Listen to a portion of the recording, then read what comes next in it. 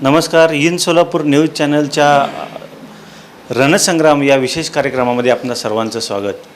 आज आपण मोहोळ तालुक्यातील या ठिकाणी मोहोळ विधानसभा मतदारसंघासंदर्भात विधानसभा निवडणुकीच्या निमित्तानं आज आपण संजयजी क्षीरसागर यांच्याशी आपण चर्चा करणार आहोत. त्यांनी अपक्ष उमेदवार या ठिकाणी विधानसभा निवडणुकीसाठी या निवडणूक रिंगणात आहेत आणि एकंदरीत विधानसभा मोहोळ तालुका विधानसभा मतदारसंघ हा नेहमीच चर्चेत राहिलेला मतदारसंघ आहे आणि तसं तर पाहिलं तर महाराष्ट्राच्या राजकारणामध्ये मोहोळ मतदारसंघाची नेहमीच चर्चा असते आणि ही सुद्धा विधानसभा निवडणूक देखील चर्चेची आहे. आणि एकंदरीत आपण मोहोळ तालुक्याच्या विकासाच्या दृष्टिकोनातून आज संजयजी क्षीरसागर यांच्याशी चर्चा करणार आहोत. विशेष म्हणजे मोहोळ तालुक्याच्या पिण्याचा पाण्याचा प्रश्न असेल, सिंचनाचा प्रश्न असेल, मोहोळ तालुक्यातील काही गावांच्या रस्त्याचा प्रश्न असेल, असे अनेक विविध प्रश्न आहेत. त्या प्रश्नाच्या अनुषंगानं आज अपक्ष उमेदवार म्हणून संजयजी क्षीरसागर आपल्यासोबत आहेत. त्यांच्याशी चर्चा करूया. काय सांगाल अण्णा, आज आपण विधानसभा निवडणुकीला सामोरे जात आहेत, आपण विधानसभा निवडणूक लढवत आहेत. त्या दृष्टिकोनातून मोहोळ तालुक्याच्या विकासाचा प्रश्न असेल, पिण्याच्या पाण्याचा प्रश्न असेल, सिंचनाची सद्यस्थिती काय आहे, याशिवाय राज्यस्तरावरील जे प्रकल्प आहेत त्या प्रकल्पांची सद्यस्थिती काय आहे, एकंदरीत अशा मोहोळ तालुक्याच्या विकासासंदर्भात आपण जर पाहिलं तर काय सांगाल तुम्ही सद्यस्थितीबाबत?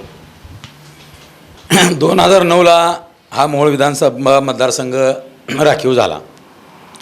राखीव झाल्यानंतर या ठिकाणी प्रत्येक पक्षाच्या प्रस्थापित नेत्यांना उमेदवार बाहेरचा शोधावा लागला. तालुक्यातली जनतेची मागणी होती की जरी मतदारसंघ राखीव झाला तर या ठिकाणचा मोहोळ तालुक्यातला एक स्थानिकच उमेदवार या ठिकाणी आमदार म्हणून निवडून यावा. परंतु या तालुक्यातली राजकीय स्थिती अशी होती की आम्ही ज्यावेळेस पूर्वीच्या राष्ट्रवादी विरोधात भारतीय जनता पार्टीवरून लढत होतो त्यावेळेस आमची इथं पक्षीय ताकद किंवा आमचं कोणतंही सहकार्याचं जाळं नव्हतं. पक्षाच्या अजेंड्याच्या नावाखालीच आम्ही या ठिकाणी गेली अनेक वर्ष लढाई केली आणि जे काय सर्वसामान्य लोकांचे प्रश्न आंदोलनाच्या माध्यमातून किंवा सरकारच्या विरोधी पक्ष म्हणून दबाव टाकून आम्ही या ठिकाणी लोकांना न्याय देण्याचा प्रयत्न केला. परंतु आता मागच्या 2 वर्षामध्ये जे राज्यामध्ये स्थिती निर्माण झाली, विकासाच्या नावावर अगदी म्हणजे फक्त पत्र आणायची आणि त्याचा प्रोपगंडा करायचा आणि कामं जी झालेत ती कशी झालेत, त्याचा दर्जा काय कामाचा, म्हणजे आता मी तर म्हणतो या मोहोळ तालुक्यामध्ये एखाद्याला आपण म्हणतो की लोकप्रिय आमदार किंवा आपण म्हणतो की कर्तबगार आमदार, पण आमच्या या ठिकाणी आमच्या आमदारला ठेकेदार आमदारच या ठिकाणी म्हणून संबोधलं जातं. कारण आमदार ज्यावेळेस तिथं जातात त्यावेळेस त्यांच्याबरोबर सगळे ठेकेदारच असतात. म्हणजे हा आमदार लोकप्रतिनिधी हा जनतेचे प्रश्न सोडवण्यासाठी असतो, पण हे लोकप्रतिनिधी फक्त ठेकेदाराचे प्रश्न सोडवण्यासाठीच आहेत. त्यामुळे विकास फक्त कागदावर आहे, प्रत्यक्षात कुठेही विकास झालेला पाहावयास मिळत नाही. आपण जे पाहिलं तर सध्याचे विद्यमान आमदार आहेत यशवंत माने मोहोळ तालुका. एकंदरीत आपण जर आता म्हटल्याप्रमाणे असं आपल्याला म्हणायचं का मोहोळ मतदारसंघाचा यशवंत माने हे विकास करण्यात अपयशी ठरलेत असं म्हणायचं, काय सांगाल? सगळ्यात महत्त्वाचं कसं आहे की ही निवडणूक आमची ही कुणी किती विकास केला आणि पुढं कोण किती विकास करणार आहे ह्याच्यावर नाही. यशवंत माने साहेबांच्या आमदारकीच्या कारकिर्दीमध्ये त्यांनी तालुक्याला अगदी काय म्हणायचं की असा निर्णय घेतला अप्पर तहसील कार्यालयाचा की तो संपूर्ण तालुक्याच्या जिव्हारी लागलेला आहे. त्यामुळे त्यांनी जे काय भारतीय जनता पार्टीमध्ये युतीमध्ये आल्यानंतर काय थोडाफार निधी प्रत्यक्षात अप्रत्यक्षात आणला असेल त्याच्यावर आता कुणीही चर्चा करत नाही. शेवटी आमदार आहे म्हणल्यानंतर आमदाराचं कामच आहे ना लोकांच्या विकासासाठी पैसे आणणं, किंवा सरकार काय असं एखाद्या आमदारानं मागितलं तर त्याला पैसे दे असं काय नाही. सरकारनं ठरवलं असतं कुठल्या हेडला किती पैसे, रस्त्यासाठी किती द्यायचे, सिंचनासाठी किती द्यायचे, अन्य कुठल्या विकास कामासाठी किती द्यायचे.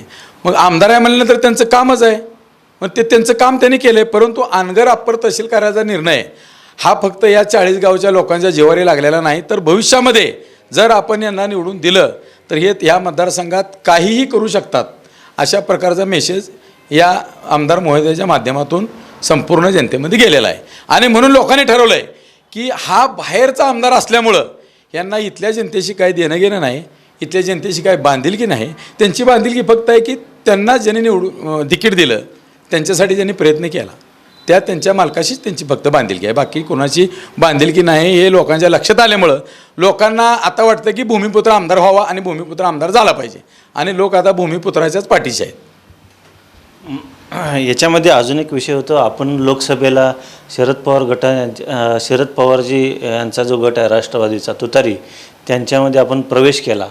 प्रवेश केल्यानंतर आपल्याला काही विधानसभेचं निवडणुकीचं उमेदवारी देणार अशी एक चर्चा होती आणि शेवटच्या क्षणापर्यंत आपली चर्चा होती आणि तसा शब्दही तुम्हाला दिला होता. अचानक काय झालं की उमेदवारी बदलावी लागली. एकंदरीत इथं भूमिपुत्र असं सक्षम नाहीत का मोहोळ तालुक्यामध्ये, काय म्हणायचं तुम्हाला? हे खरं तर मी प्रवेश करायच्या अगोदर आदरणीय पवारसाहेबांनी विधानसभेच्या उमेदवारीच्या संदर्भात मला शब्द दिला होता का, तर ही गोष्ट खरी आहे, दिला होता. कारण मी साहेबांना भेटायला गेल्यानंतर माझ्याबरोबर आणखी 2 प्रतिनिधी होते. परंतु ज्या टायमाला प्रत्यक्षात माझी या ठिकाणी माझा प्रवेश झाला आणि लोकसभेला जवळपास 64,000 मताचा या ठिकाणी लीड गेला, त्यावेळेस जे आमच्या पक्षात महाआघाडीमध्ये नव्हते, जे महायुतीचं काम करत होते, त्यांना असं वाटायला लागलं की आपण बी महाआघाडीकडे असलो असतो, याचं श्रेय आपल्याला घेता आलं असतं. पण काही मंडळी पुन्हा महायुतीतून कुठलाही प्रवेश नसताना महाआघाडीचा या ठिकाणी उमेदवारी कुणाला असावी, काय असावी या चर्चेत सहभागी झाले. आणि अशा बऱ्याचशा लोकांनी, काही लोकांनी मला उमेदवारी मिळावी म्हणूनही प्रयत्न केले. परंतु अगदी मॅक्झिमम 80% जास्त लोकांनी त्या ठिकाणी पक्षीय लेवलला की माझ्या नकारात्मक गोष्टी सांगण्यातच धन्यता मांडली. त्यांनी एकच टार्गेट, काही झालं तर संजय क्षीरसागरची उमेदवारी कट करायची, एवढं टार्गेट ठेवूनच काही लोक या प्रक्रियेत काम करत होती आणि त्याच्यामुळं माझ्या उमेदवारीला कात्री लागली. मग त्याच्यापुढं आता अपक्ष आपण निवडणूक लढवायचा निर्णय घेतलेला आहे आणि निवडणूक रिंगणात देखील आहात. पुढचे उमेदवार देखील आता यशवंत माने आहेत, राजू खरे आहेत, मग त्यांच्याकडे साखर कारखाने आहेत, मतदारांसमोर पुढं जात आहेत. आपण मतदारांसमोर जाताना काय तुमच्याकडे विजन आहे किंवा तुम्ही काय मतदारांसमोर अजेंडा असणार आहे तुमचं, काय सांगा? आता मी गेली 25 वर्ष या तालुक्यात काम करत असताना अगदी आम्हाला नगण्य स्वरूपाची मतं मिळायची. मग आम्ही निवडणूक झाल्यानंतर लोकांमध्ये जायचो, आपल्याला लोकांनी का डावललं, आपल्या पाठीशी लोक का आले नाही. लोक म्हणले आमचा ऊसाचा प्रश्न आहे, कारखान्यामुळे त्यांच्याकडे जावं लागतं. आमच्या दुधाचा प्रश्न आहे, दुधाच्या डेऱ्यामुळं आमच्याकडे जावं लागतं, त्यांच्याकडे जावं लागतं. आमचा काय सोसायटीच्या रोक्याचा प्रश्न आहे. परंतु त्या काळातले ते प्रश्न आता राहिले नाहीत. परंतु त्या काळातसुद्धा 2010च्या दशकामध्ये मी या ठिकाणी मसले चौधरी या ठिकाणी साखर कारखाना काढण्याचा प्रयत्न केला. जनकल्याण शुगर्स लिमिटेड या नावानं मी संस्था रजिस्ट्रेशन केली, त्या ठिकाणी जागा घेतली, त्या ठिकाणी सर्व प्रक्रिया पूर्ण केल्या. त्यावेळेससुद्धा काही मंडळींनी मला त्या ठिकाणी विरोध केला. आजही आमचे या जनकल्याण साखर कारखान्याची हायकोर्टामध्ये लिटिगेशन चालू आहे, सेंट्रल गव्हर्नमेंटकर लिटिगेशन चालू आहे. मी माझा प्रयत्न केला, पण मी चांगलं काम करत असताना, मी लोकांच्या हिताचं काम करत असताना सातत्यानं ते माझ्याकडून नाही झालं पाहिजे, झालं तर ते त्यांच्याकडूनच झालं पाहिजे असा त्यांचा सातत्यानं प्रयत्न राहायचा.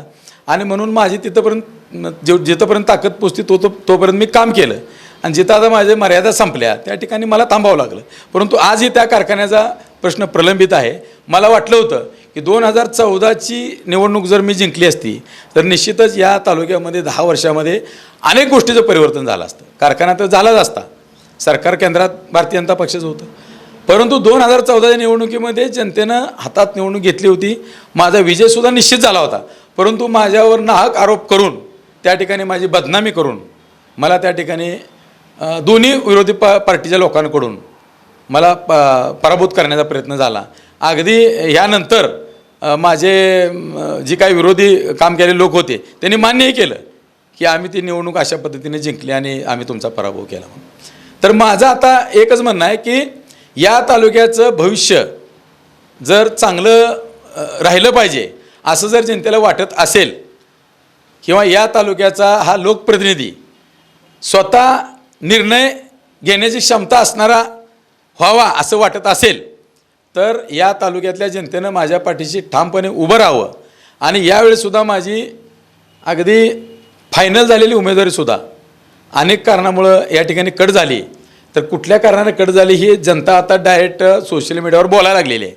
आणि हाच धागा पकडून मी आता जनतेच्या न्यायालयामध्ये वोट आणि नोट ओट आणि नोट, तुम्ही जो एक दिवसाचा तुमचा चहा पाण्याचा खर्च आहे तो मला निवडणुकीसाठी मदत करा आणि त्या मदतीच्या जोरावर सुद्धा आमदार निवडून येऊ शकतो हे दाखवून देण्यासाठी मी जनतेच्या न्यायालयात कार्यकर्त्याच्या आणि माझ्या सहकार्याच्या आग्रहाखातर या ठिकाणी जाण्याचा निर्णय घेतलेला आहे. एक राज्यात एक आदर्श विधानसभा मतदारसंघ करण्याच्या दृष्टिकोनातून तुमच्याकडे काय विजन आहे किंवा जनतेला काय तुम्ही आवाहन करणार आहात? आज काय झालं आहे, निवडणूक आणि राजकारण किंवा आमदार होणं किंवा खासदार होणं म्हणजे फक्त सत्तेसाठीच आमदार व्हायचं, निधी आणायचा, टेंडरिंग करायचं, कमिशन कमवायचं, ह्याच्यासाठीच आमदार व्हायचं असा विचार प्रवाह महाराष्ट्राच्या राजकारणात वाढलेला आहे. एक व्यवसाय झालेला आहे, एक प्रोफेशनल स्वरूप आलेलं आहे राजकारणाला. म्हणजे आपण एक 25 कोटी घालायचे आणि पुन्हा 100 कोटी कमवायचे. माझं म्हणणं असं आहे की लोकप्रतिनिधी हा सर्वांगी असावा, सर्वांगीण विकास करण्याचं व्हिजन त्याच्याकडे असावं. आज लोकप्रतिनिधी झाल्यानंतर आपण समाजाचं प्रबोधन करायचं असतं, समाजामधले काय चुकीच्या गोष्टी आहेत त्या नष्ट करायच्या असतात, समाजामध्ये जनतेला एक चांगल्या दिशेला घेऊन जायचं असतं. हे लोकप्रतिनिधी विसरून गेलेत. सत्तेतून पैसा आणि पैशातून सत्ता एवढंच आता सध्याच्या बहुतांश लोकप्रतिनिधींना माहीत आहे. पण माझं विजन असं आहे की समाजातला शेवटचा माणूस आपल्यापर्यंत पोचला पाहिजे आणि आपण त्याच्यापर्यंत पोचलो पाहिजे. अशा अनेक गोष्टी आहेत की सरकारनं तुम्हाला पैसेच द्यावे तरच तुम्ही तुमच्या मतदारसंघात तुमचा प्रभाव निर्माण करू शकता असं काही नाही. सरकार तुम्हाला 10च्या ऐवजी 5 देईल, 5च्या ऐवजी 2 देईल, परंतु सर्वसामान्य लोकांचे प्रश्न आहेत, तहसील कार्यालय असेल, पोलीस स्टेशन असेल, भूमी अभिलेख कार्यालय असेल, कृषी कार्यालय असेल, पंचायत समितीचं कार्यालय असेल, मला वाटतंय की ज्या लोकप्रतिनिधींना खऱ्या अर्थानं शेवटच्या माणसाचं काम करायचं आहे त्यांनी त्या कार्यालयाच्या समोर त्याचे बोर्ड लावले पाहिजेत की तुम्हाला ह्या कार्यालयात जर कुणी तुमच्या कामासाठी हेल्पटे लावले, तुम्हाला जर तुमच्या कामासाठी कोणी लाच मागितली तर डायरेक्ट मला माझ्या नंबरला फोन करा. पण असं कुठंच दिसत नाही आणि ते माझं प्रामुख्याने विजन आहे. सामान्य माणसाला कोणाकडे जायची गरज पडली नाही पाहिजे. त्याने डायरेक्ट रात्री अपरात्री लोकप्रतिनिधीला फोन लावून त्याने मदत मागितली पाहिजे आणि त्या लोकप्रतिनिधी त्याला मदत केली पाहिजे. प्रत्येक गोष्ट सरकारशी निगडीत आहे असं काय नाही. आणि म्हणून लोकप्रतिनिधी हा लोकांचे प्रश्न सोडवण्यासाठी असतो, जनतेचे प्रश्न सोडवण्यासाठी असतो. हे जोपर्यंत लोकांच्या लक्षात येत नाही तोपर्यंत खरा लोकप्रतिनिधी जन्माला येणार नाही. या ठिकाणी आपण जर पाहिलं मोहोळ तालुक्यातील जे प्रश्न आहेत म्हणजे शहरातील असतील, जर आपण मोहोळ तालुक्याचा मेन रस्ता जर पाहिला तहसील कार्यालयासमोरचा तो रस्ता अतिशय खराब दिसतो, भूमिगत गटारची व्यवस्था नाही आहे, असे अनेक प्रश्न आहेत. त्या दृष्टिकोनातून काय प्रयत्न झालेत का इथं काय सांगा? आता असं आहे याच्यामध्ये की तुम्ही व्यवसाय करता, व्यवसाय केल्यानंतर तुम्ही एखादी वस्तू तुम्ही एक 500 रुपयाला खरेदी केली तर ती 600 रुपयाला विकली पाहिजे, हा व्यवसायाचा भाग आहे. आता या ठिकाणी तुम्हाला ठेकेदाराला टेंडर देतानाच 10% घेतले जातात, पुन्हा अधिकारी लेवलला एक 10-15% खर्च केले जातात, पुन्हा चुकीचं काम केले म्हणून काय पत्र देऊन तक्रार करणारे लोक आहेत त्यांना एक 5-10% केले जातात. म्हणजे त्या कामाचे 50% पैसे जर वाटण्यातच गेले तर ती ठेकेदार काम त्याच पद्धतीत करणार आहे. माझा पहिला एक हिस्सा असेल की मी टक्केवारी आमदार होणार नाही, मला इस्टिमेटप्रमाणे काम करून घेणं हे माझं ध्येय असेल. मी कोणाची टक्केवारी घेणार नाही. तुमच्या चॅनलच्या माध्यमातून संपूर्ण तालुक्याला मी या ठिकाणी अभिवचन देतो नागनाथ महाराज स्मरून मी टक्केवारी आमदार होणार नाही. आणि यापूर्वीसुद्धा मी मोहोळ ग्रामपंचायत असेल, नगरपालिका असेल, त्या माध्यमातून जे काय कामं मी स्वतः केलेत, आजसुद्धा 15-15 वर्ष मी केलेले रस्ते आहे तसे आहेत. तुम्हाला बघायचं असलं तर मी तुम्हाला शूटिंग घ्या तुम्ही त्या रस्त्याची. या मोहोळ शहरामध्ये 15 वर्षापूर्वी केलेली कामं, मी केलेली कामं आज ही जशीच्या तशी आहेत, परंतु गेल्या वर्षी केलेलं काम या तालुक्यात आज पुढच्या वर्षी राहत नाही. ही परिस्थिती आणली या तालुक्यातल्या आमदारांना, टक्केवारी टेंडरखोर आमदारांनी ही परिस्थिती आणली आणि ह्याला कारणीभूत ज्यांनी त्यांना इंदापूरहून इथं आणलं तेही त्याला तेवढेच कारणीभूत. आणि या ठिकाणी आपण जर पाहिलं मोहोळ तालुक्यातील जनतेनं नेहमीच वेगवेगळे अनुभव आमदार इथून निवडून गेलेले आहेत आणि निवडून देखील दिलेत आतापर्यंत जर पाहिलं तसं पाहिलं तर. पण मोहोळ तालुक्यातील एक महत्त्वाचा प्रश्न म्हणजे रोजगार निर्मितीचा एक प्रश्न आहे. तो रोजगार निर्मितीचा प्रश्न देखील तो तसाच राहतो. इथं रोजगार निर्मिती दिसत नाही किंवा कुठला उद्योग आलेला दिसत नाही. विशेष म्हणजे सिंचनाचा शेतकऱ्यांचे महत्त्वाचे प्रश्न आहेत. हा सिंचनाचा देखील महत्त्वाचा तितकाच प्रश्न आहे. यासाठी काय प्रयत्न झालेत असं वाटतं आपल्याला? 1995 साली आष्टी उपसा सिंचन, शिरापूर उपसा सिंचन योजना मंजूर झाली. प्रत्येक वर्षी त्याला थोडाफार निधी येत गेला. प्रत्येक आमदारानं फुल नाही फुलाची पकडी त्याच्याबद्दल काम केलं, त्यात मला दुमत नाही. पण 95 पासून आज 25 पर्यंत 29 वर्ष झाली. 29 वर्षात एखादी योजना जर फुल फ्लॅशमध्ये चालू होत नसेल, ती टप्प्याटप्प्यानंच होत असेल, तर तुम्हाला ह्या योजनेचं भांडवल करायचं असा अर्थ आहे, असा माझा आरोप आहे. प्रस्थापितांनी या योजनेचं भांडवल केलं. प्रत्येक निवडणुकीत आष्टी उपशाला निधी आणला, शिरापुरा निधी आणला. शिना भोगाती जोड कालव्या संदर्भात तर आम्ही कधीपासून 2000 सालाच्या अगोदरपासून ऐकतोय. प्रत्येक वेळेस त्याचं भांडवल केलं गेलं. आणि म्हणून आता जोपर्यंत आपण भाडोत्री आमदार या तालुक्यातनं हाकलणार नाही, तोपर्यंत खऱ्या अर्थाने या तालुक्यात तळागाळाशी राहिलेले प्रलंबित प्रश्न सुटणार नाहीत, हे माझा ठाम आत्मविश्वास आहे. आणि म्हणून आपल्याला आता भाडोत्री आमदार नको आहेत. मला या तालुक्यामध्ये मला पैसे खर्चाचे बी नाहीत आणि मला वसूल बी करायचे नाहीत. हा माझा आत्ताचा अजेंडा आहे आणि त्या अजेंडेप्रमाणे मी जाणार आहे. आणि मला या तालुक्यात 100 कोटीचा निधी आला आणि त्याच कामासाठी पुन्हा 2 वर्षांनी पुन्हा 100 कोटीचा निधी आणावा लागत असेल तर अर्थ नाही. 100 कोटीचा निधी आला तर त्याच कामासाठी 5 वर्ष पुन्हा निधी लागणार नाही. अशा प्रकारचे क्वालिटीची कामं त्या ठिकाणी झाली पाहिजेत. कधी आमदाराने बघितलं का हे काम ठेकेदाराला दिलं आहे आणि पुन्हा त्या ठेकेदाराने ते काम केलं आहे कसं, त्याचं पुन्हा 1 वर्षानं काय झालं आहे, त्यांनी कधी अधिकाऱ्यांना बोलवलं हे का असं झालं म्हणून विचारलं नाही? विचारलं का? तर त्यांनी त्यांचा हिस्सा अगोदरच काढून घेतलेला आहे ना. हे ठेकेदारी बंद झाले पाहिजे, भाडोत्री आमदार या ठिकाणी गेले पाहिजेत. आणि म्हणून माझा लढा आहे आणि जनतेच्या पाठबळामुळे माझा ही लढा मी उभा केलेला आहे. अनेक लोक माझ्यावर आरोप प्रत्यारोप करतील. मी असा माणूस आहे, जे चांगलं आहे ते चांगलं आहे, जे वाईट आहे ते वाईट आहे. मग आमदाराला दिसत नाही का अनगरमध्ये कामं तुम्ही केली, त्या ठिकाणचे रस्ते तुम्ही केले, त्या ठिकाणची तुम्ही क्वालिटी कशी केली, मग मोहोळमध्ये असं का? तर मोहोळचा विकास होऊ द्यायचा नाही. सातत्यानं मोहोळा दाखवायचं आम्ही एवढा निधी दिला आहे, पण तो पाण्यात गेला पाहिजे, भ्रष्टाचारात डुबला पाहिजे. मग तुम्ही तालुक्याचं नेतृत्व करता, जी कामं अनगरमध्ये तुम्ही केली, ज्या कामाचा दर्जा अनगरमध्ये आहे तो मोहोळमध्ये का नाही, हा त्या नेत्यांनाही माझा प्रश्न आहे. त्यांनी सुद्धा आत्मपरीक्षण करावं. म्हणजे तुम्हाला मोहोळची वाट लावायची, तुम्हाला मोहोळचं चांगलं होऊ द्यायचं नाही. जे काय चांगलं असेल ते तुम्ही तुमच्या भागात करता. मग तुम्ही भागाचे आमदार आहे का तालुक्याचे आमदार आहे? भागाचे नेते आहे का तालुक्याचे नेते आहे तुम्ही? तालुक्याच्या पिण्याच्या पाण्याचा जो प्रश्न आहे, काय सद्यस्थिती पिण्याच्या पाण्याची? तालुक्याच्या पिण्याच्या पाण्याचा प्रश्न तसा पिण्याच्या पाण्याच्या प्रश्नाचं कसं आहे की पाऊस काळ झाला तर तो प्रश्न थोड्याफार प्रमाणात मिटण्याला मदत होती. कारण घरोघरी लोकांच्या बोरवेल्स आहेत, हातपंप आहेत.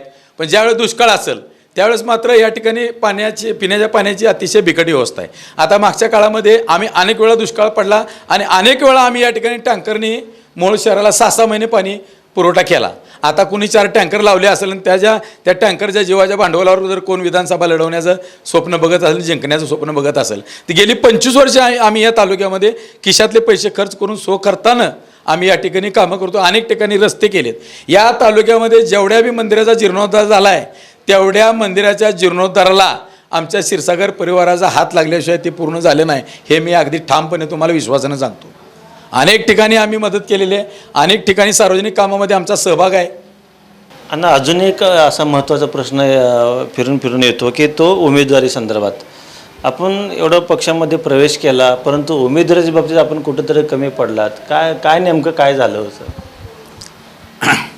गेली 25 वर्ष तालुक्यात काम करत असताना, कुठलीही सत्ता नसताना अनेक निवडणुका, अनेक सार्वजनिक कामं, अनेक लोकांना केलेली मदत ही आम्ही स्वखर्चानं किंवा स्वतःच्या खिशातनंच करत आलो.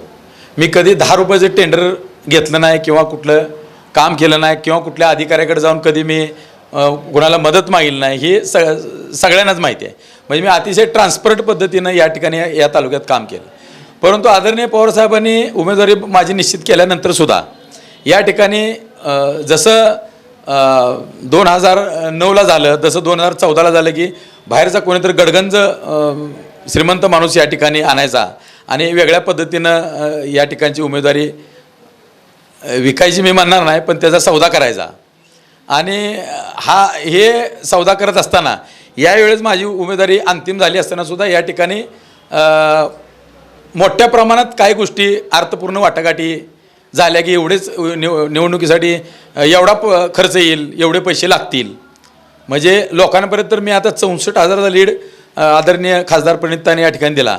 पण मला वाटत नाही की आम्ही या मतदारांना चहासुद्धा पाजला नाही.